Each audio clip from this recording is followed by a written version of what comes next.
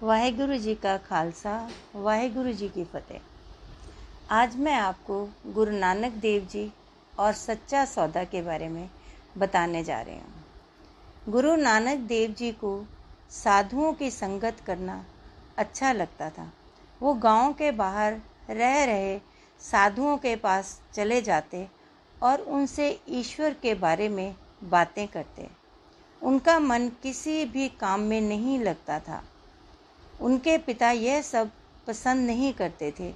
गुरु नानक जी का ध्यान सांसारिक कामों में लगे, इसका उनके पिता ने बहुत प्रयत्न किया।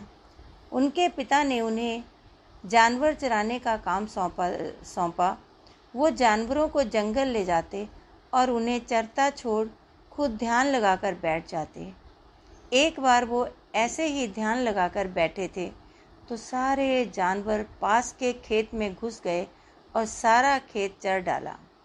जब खेत का मालिक वापस आया तो खेत की हालत देखकर बहुत क्रोधित हुआ। उसने गुरु नानक को बहुत बुरा भला कहा और उनकी शिकायत जमींदार राय बुलार से कर दी। जब राय बुलार के आदमी खेत देखने गए तो उन्हें बहुत आश्चर्य हुआ। उनकी हैरानी की हद नहीं थी, क्योंकि खेत बिल्कुल ठीक था और फसल लहरा रही थी।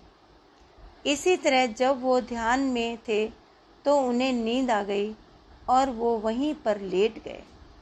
सूरज तप रहा था, जिसकी रोशनी सीधे बालक नानक के चेहरे पर पड़ रही थी।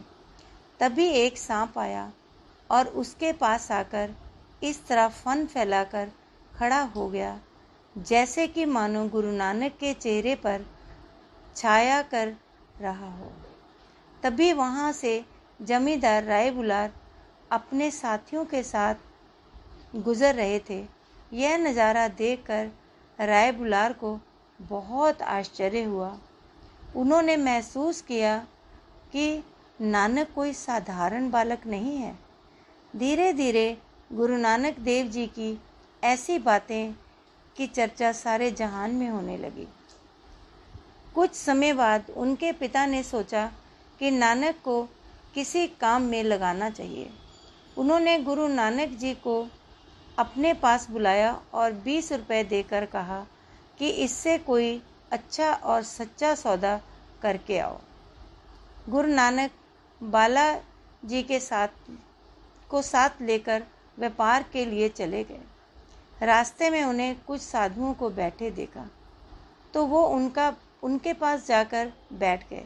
साधुओं की बातों से उन्हें पता चला कि वह कई दिनों से भूखे हैं।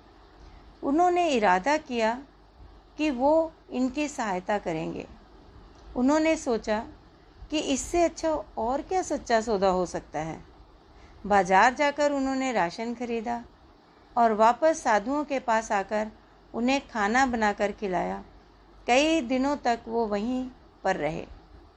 घर वापस लौटे तो उन्हें पिताजी का गुस्सा झेलना पड़ा। उनके पिता को अपने बेटे के भविष्य की चिंता होने लगी। लंगर प्रथा की सिख धर्म में अहम जगह है। गुरु नानक देव जी द्वारा चलाई गई इस प्रथा को बाकी गुरुओं ने आगे बढ़ाया, जिसका मुख्य उद्देश्य जात पात, ऊंच नीच और छुआछूत जैसी सामाजिक बीमारियों से निजात पाना तथा समाज में भाईचारे की भावना जगाना है। वाहेगुरु जी का खालसा, वाहेगुरु जी की फतेह।